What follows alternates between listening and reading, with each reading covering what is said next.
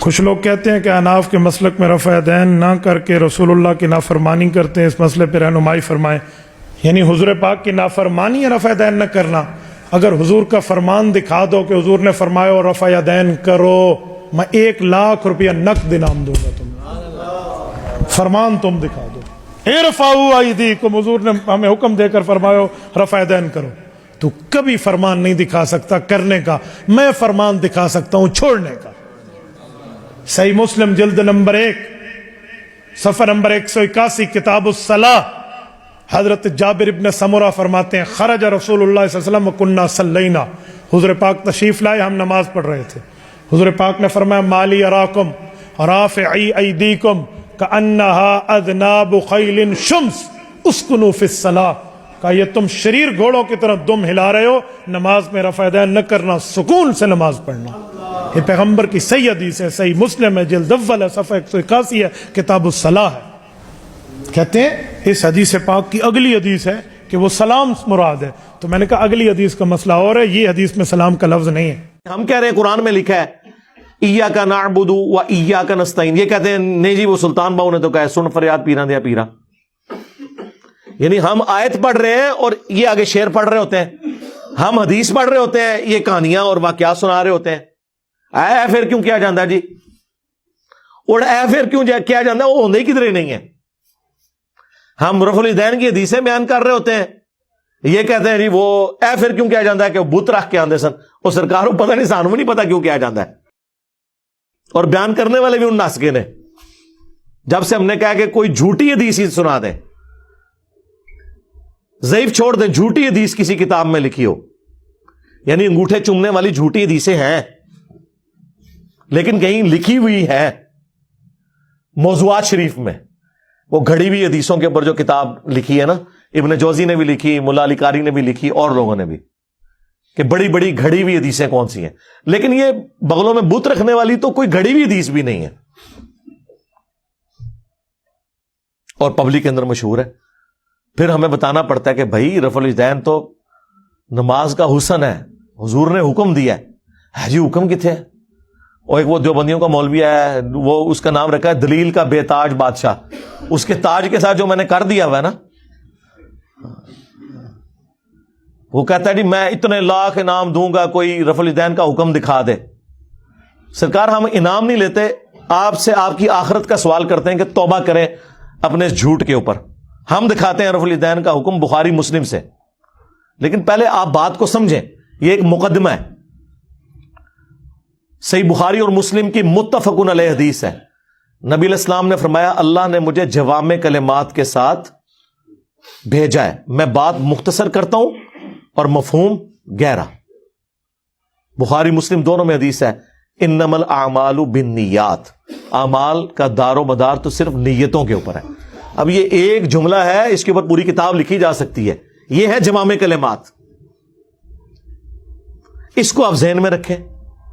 اب آ جائیں بخاری مسلم دونوں میں حدیث ہے، مالک بن حویرث کہتے ہیں رضی اللہ تعالیٰ عنہ علیہ السلام، ہم چند نوجوان تھے 20 دن کے لیے حضور کے پاس گئے، مہمان بن گئے،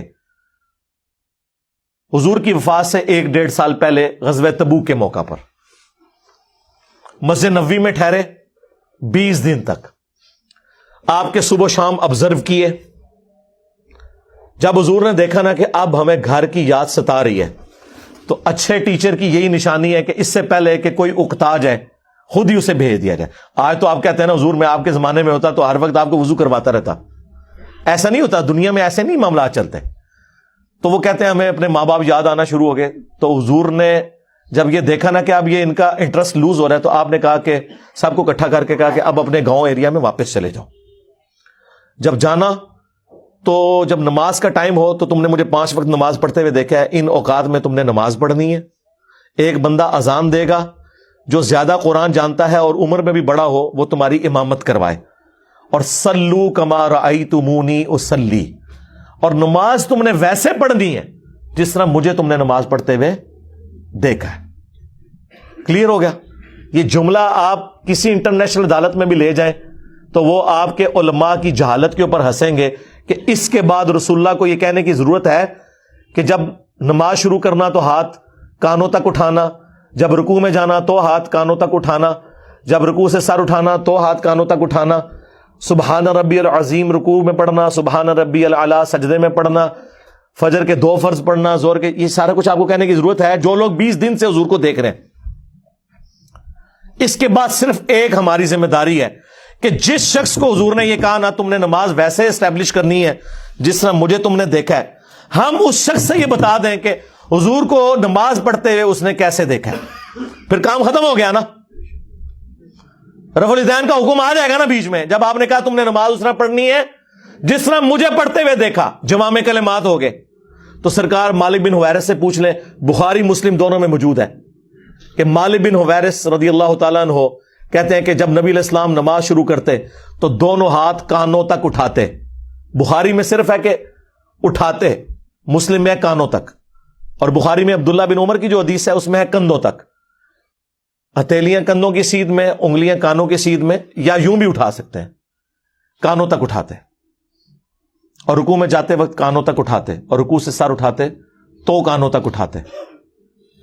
مالک بن حویرث خود نماز کا طریقہ سکھا رہے ہیں, بلکہ بخاری میں الفاظ ہیں, وہ کہتے ہیں نماز کا میرا ارادہ نہیں تھا, میں تمہیں نماز سکھانے کے لیے بتا رہا ہوں کہ میں نے نبی علیہ السلام کو اس طرح نماز پڑھتے ہوئے دیکھا ہے رفع الیدین کے ساتھ. اور ایون بخاری میں جلسہ استراحت آیا ہے کہ مالک بن حویرث پہلی اور تیسری رکعت میں اس وقت تک نہیں کھڑے ہوتے تھے دوسری اور چوتھی رکعت کے لیے جب تک بیٹھ نہ جائیں دوسرا سجدہ کر کے بھی.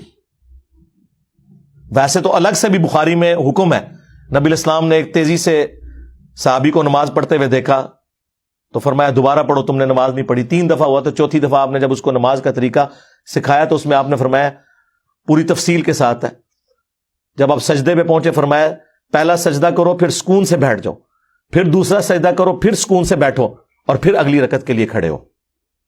اس میں جلسہ استراحت کا ذکر موجود ہے. مالک بن حویرث کہتے ہیں میرا ارادہ نہیں تھا, میں صرف نماز سکھانے کے لیے تمہیں بتا رہا ہوں. اور مالک بن حویرث وہ ہیں جو حضور کی وفات سے 1-1.5 سال پہلے مسلمان ہوئے ہیں, اور آپ کو دیوبندی بریلوی حنفی یہ کہانی کرا رہے ہیں جی مکے میں رفع الیدین ہوتا تھا, مدینے میں منع ہو گیا. اور رفع الیدین کے جتنے راوی ہیں نا میجورٹی وہ ہیں جو فتح مکہ کے بعد مسلمان ہوئے ہیں, ہجرت مدینہ نہیں, فتح مکہ کے بعد 8 ہجری کے بعد. وائل بن حجر کی حدیث ہے مسلم شریف میں, ابو داؤد میں, بلکہ وائل بن حجر تو پھر 1 سال بعد ابو داؤد میں سنن نسائی میں آئے کہ دوبارہ آئے, وہ کہتے ہیں میں نے سردیوں میں دیکھا کہ صحابہ کرام چادروں کے اندر سے رفع الیدین کر رہے ہوتے تھے. اس سے یہ بھی مسئلہ پتہ چل گیا کہ چادر کے لیے ہاتھ باہر نکالنے کی ضرورت نہیں, اندر سے بھی رفع الیدین ہو سکتا ہے. 8 ہجری میں بندہ مسلمان ہو رہا ہے, 9 ہجری میں وہ دوبارہ سردیوں کے موسم میں حضور کی نماز دیکھنے کے لیے آیا مدینہ شریف, اور رفع الیدین سے پڑھتے ہوئے دیکھ رہا ہے. تو مسوخ کس ٹائم ہوا ہے؟ کوئی نہیں ہوا سرکار. سنی اور شیعہ دونوں قائل ہیں رکوع میں جاتے وقت, رکوع سے اٹھتے وقت, اور تیسری رکعت سے اٹھتے وقت رفع الیدین کرنے کے اوپر. یہ دلیل کے بے تاج بادشاہ جو ہے نا, ان کے تاج کی حقیقت یہ ہے جو میں آپ کو بتا رہا ہوں. یہ لوگوں کا علمی لیول ہے. جی رفع الیدین کا حکم دکھائیں, جی دکھا دیا. اب آپ کے پاس قیامت تک ٹائم ہے کہ آپ نے بتانا ہے کہ مالک بن حویرث نے یہ جو نعوذ باللہ غلط نماز سکھائی, کب انہوں نے توبہ کی یہ غلط نماز سکھانے سے, یہ ذرا آپ نے بتانا ہے. ابو حمید سعدی کی حدیث بخاری میں بھی ہے اور تفصیل کے ساتھ جامع ترمذی اور سنن نبی داؤد میں. 10 صحابہ کی موجودگی میں انہوں نے نماز کا طریقہ جب سکھایا تو باقی 10 لوگوں نے کہا کہ آپ تو بالکل اینڈ پہ مسلمان ہوئے ہیں. انہوں نے کہا کہ اس میں کوئی لڑائی جھگڑے والی بات نہیں, میں تمہارے سامنے نماز پڑھتا ہوں, اگر میں غلطی کروں مجھے بتا دینا. تو انہوں نے 10 صحابہ کی موجودگی میں نماز پڑھی. اس سے یہ بھی ثابت ہو گیا کہ وہ شخص نماز کا طریقہ بیان کر رہا تھا جو اینڈ پہ مسلمان ہوا, اور باقی صحابہ کہہ رہے ہیں تو بالکل آخر میں آیا. اور پھر جب وہ نماز کا طریقہ بتا چکے تو 10 نے بیک زبان کہا کہ آپ نے بالکل صحیح نماز پڑھی, رسول اللہ اسی طرح نماز پڑھا کرتے تھے. مراد یہ کہ حضور کی وفات کے بعد ذکر ہو رہا ہے, اور یہ ایٹ لیسٹ 30 سال بعد کا واقعہ حضور کی وفات کے. فوراً بعد بھی کوئی فرق نہیں پڑتا. 10 کے 10 کو غلطی, جس میں ابو قتادہ بھی شامل ہے سینئر اصحاب میں سے, اس میں انہوں نے رفع الیدین کا ذکر کیا ہے, جلسہ استراحت کا ذکر کیا ہے, تورک بیٹھنے کا ذکر کیا ہے. چوتھی رکعت میں بائیں سرین پہ بیٹھ کے دایاں یعنی پاؤں کھڑا کر کے اس کے نیچے سے بائیں پاؤں کو گزارنا, اور ابو داؤد میں تو الفاظ